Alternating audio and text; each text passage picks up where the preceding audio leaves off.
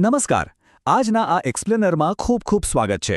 સ્પર્ધાત્મક પરીક્ષાઓની તૈયારી કરવાની હોય કે પછી એક જાગૃત નાગરિક તરીકે સમાજમાં કોઈ બદલાવ લાવવાની વાત હોય, એક બહુ જ શક્તિશાળી માધ્યમ છે અને તે છે ચર્ચાપત્ર. તો ચાલો આજે આપણે ચર્ચાપત્ર લખવાની કળાને ડીકોડ કરીએ. આજના આ સત્રમાં સત્તાવાર પીડીએફ અને નિયમોની માહિતીનો જ ઉપયોગ કરીને આપણે એકદમ સચોટ માળખું સમજીશું. અને હા, કંટાળાજનક ડોક્યુમેન્ટ્સ કે ફોટોગ્રાફ્સ જોયા વગર જ આખી વાતને એકદમ રસપ્રદ રીતે ક્લિયર કરીશું. આજની આ સફર ખૂબ જ ઇન્ટરેસ્ટિંગ રહેવાની છે. આપણે 5 મુખ્ય બાબતો પર ફોકસ કરીશું. ચર્ચાપત્ર એટલે શું, તેના હેતુ અને વિષયો કયા હોય, તે કોણ લખી શકે, કઈ અગત્યની બાબતો ધ્યાન રાખવી અને સૌથી છેલ્લે જે સૌથી અગત્યનું છે તેનું એક્ઝેક્ટ સ્ટેપ બાય સ્ટેપ માળખું. તો ચાલો પહેલા વિભાગથી શરૂઆત કરીએ. આખરે આ ચર્ચાપત્ર છે શું? એકદમ સરળ શબ્દોમાં કહીએ તો પત્ર દ્વારા થતી ચર્ચા એટલે ચર્ચાપત્ર. સામાન્ય રીતે આ અખબારો કે દૈનિક સમાચાર પત્રો માટે લખાતું હોય છે. સમાજમાં રહેતા એક સામાન્ય માણસના પ્રશ્નો, તેના વિચારો અને તેની વાચાને અખબારમાં સ્થાન મળે તે માટે વાચક દ્વારા જે લેખિત રજૂઆત થાય છે ને, બસ તેને જ ચર્ચાપત્ર કહેવાય. આને આપણે જનતાની એક અદાલત પણ કહી શકીએ, જેનો અવાજ સીધો નીતિ ઘડનારાઓ સુધી પહોંચે છે. હવે એક રસપ્રદ વાત એ છે કે અલગ અલગ અખબારોમાં આ વિભાગને જુદા જુદા નામે ઓળખવામાં આવે છે. ક્યાંક તેને લોકવિચાર કહેવાય છે, તો ક્યાંક તેને વાચકોની સંસદ તરીકે ઓળખવામાં આવે છે. કેટલાક ન્યૂઝપેપરમાં તે તંત્રીને પત્ર હોય છે, તો વળી કોઈમાં તે ચર્ચા સેતુ નામે જોવા મળે છે. નામ ભલે અલગ હોય, પણ તેનો મૂળ આત્મા એક જ છે, અને તે છે જનતાનો અવાજ. આગળ વધીએ આપણા બીજા વિભાગ તરફ. આ ચર્ચાપત્રનો મુખ્ય હેતુ શું છે અને તેમાં કયા વિષયો આવરી લેવાય છે? જુઓ, આ માધ્યમનો પાવર ઘણો મોટો છે. તેનો સૌથી મોટો હેતુ કોઈ ચોક્કસ વિષય પર જાહેર ચર્ચા જગાવવાનો છે. આપણા ઘરની બહાર રસ્તા પરના ખાડા ટેકરા જેવી એકદમ સ્થાનિક સમસ્યા હોય કે પછી સાંસદોને સંસદમાં સસ્તા ભાવે મળતી ચીજવસ્તુઓ જેવો રાષ્ટ્રીય મુદ્દો હોય, કોઈપણ બાબતની સમીક્ષા આ ચર્ચાપત્ર મારફતે કરી શકાય છે. વહીવટી તંત્ર કે શાસકોનું ધ્યાન દોરવા માટે આ ખરેખર એક ગેમ ચેન્જર સાબિત થઈ શકે છે. જો વિષયોની વાત કરીએ તો લિસ્ટ ઘણું વિશાળ છે. મોટાભાગે આ પત્રો સાંપ્રત પ્રવાહો એટલે કે કરંટ અફેર્સ અને ચિંતનશીલ મુદ્દાઓ પર લખાય છે. સામાજિક વિષયોમાં બાળમજૂરી કે પછી આજકાલ બહુ જ જોવા મળતા ફેક ન્યૂઝ હોઈ શકે. સાંપ્રત સમસ્યાઓમાં ગરીબી, રોજગાર કે પ્રદૂષણ જેવા મુદ્દા આવી શકે. એટલું જ નહીં, આંતરરાષ્ટ્રીય સંબંધો, દાખલા તરીકે સાર્ક દેશો સાથેના સંબંધો કે પછી સ્વચ્છતા જેવા વિષયોને પણ અહીં પૂરતો સ્કોપ મળે છે. વિભાગ 3. હવે સવાલ એ થાય કે આ લખી કોણ શકે? શું આના માટે કોઈ ખાસ ડિગ્રી જોઈએ? એના જવાબ પહેલાં એક બહુ મોટી ગેરસમજ દૂર કરીએ. ઘણીવાર લોકોને એવો ભ્રમ રહે છે કે અખબારમાં આવું કશું છાપવું હોય તો પૈસા આપવા પડે. પણ ના, હકીકત એ છે કે ચર્ચાપત્ર હંમેશા બિલકુલ નિઃશુલ્ક છપાય છે. હા, અખબારો જાહેર ખબરના પૈસા લે છે, પણ સામાન્ય જનતાના વિચારો છાપવાના કોઈ જ નાણાં વસૂલતા નથી. અને કોણ લખી શકે? તો જવાબ છે કોઈ પણ.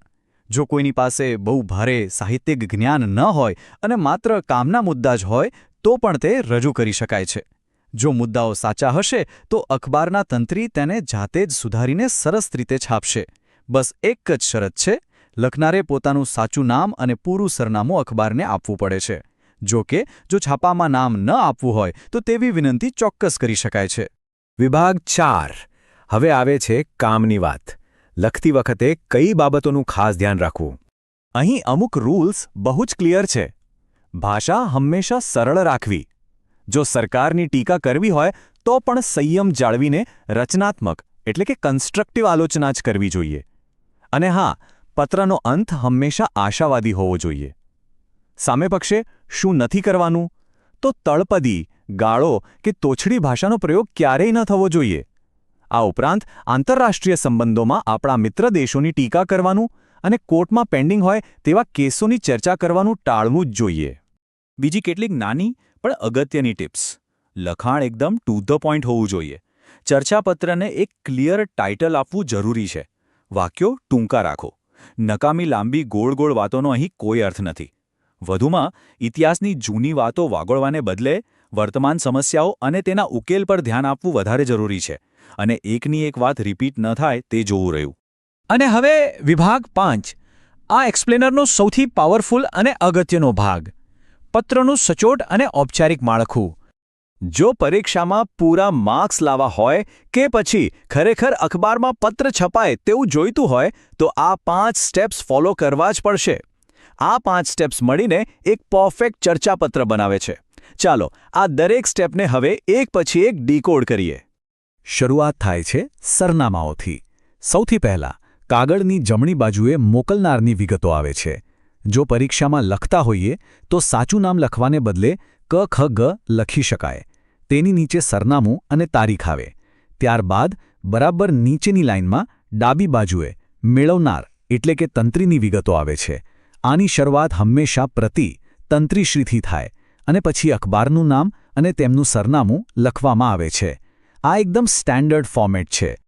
સરનામા લખાઈ ગયા? ઓકે, હવે તરત જ પેપરની મધ્યમાં વિષય લખવાનો છે. આ વિષય એટલે આખા ચર્ચાપત્રનો સાર. માત્ર એક જ લીટીમાં. આ લાઈન જેટલી પાવરફુલ તેટલી તેની અસર વધારે. વિષય લખ્યા પછી નીચે ડાબી બાજુએ માનનીય શ્રી અથવા આદરણીય શ્રી જેવું એકદમ ઔપચારિક સંબોધન કરવું પડે. હવે આવે છે એક બહુ જ અગત્યનું વાક્ય. સંબોધન પછી તરત જ આ સ્ટાન્ડર્ડ વિનંતી વાક્ય લખવામાં આવે છે. ઉપરોક્ત વિષય સંદર્ભે અત્રે લિખિત ચર્ચાપત્રને આપના સમાચારપત્રમાં સ્થાન આપી પ્રસિદ્ધિ આપવા વિનંતી છે.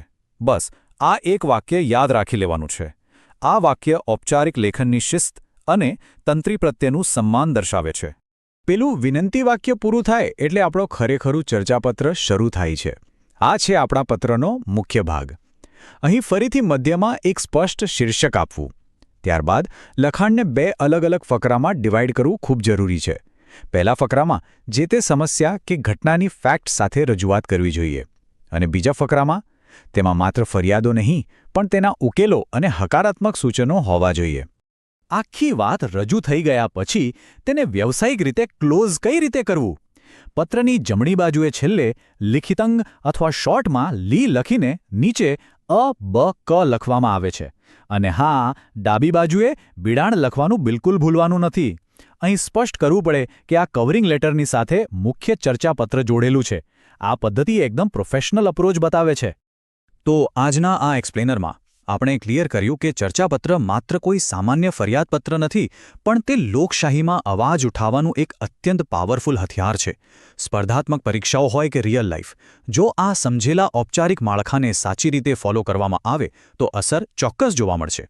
તો વિચારવા જેવી વાત એ છે કે શું સમાજમાં બદલાવ લાવતો કોઈ આગામી પ્રભાવશાળી ચર્ચાપત્ર આ શીખેલા માળખામાંથી આકાર લેશે ખરું? આ એક વિચાર સાથે આજના આ એક્સપ્લેનરને અહીં જ વિરામ આપીએ છીએ. આ જ્ઞાનની સફરમાં જોડાવા બદલ ખૂબ ખૂબ આભાર.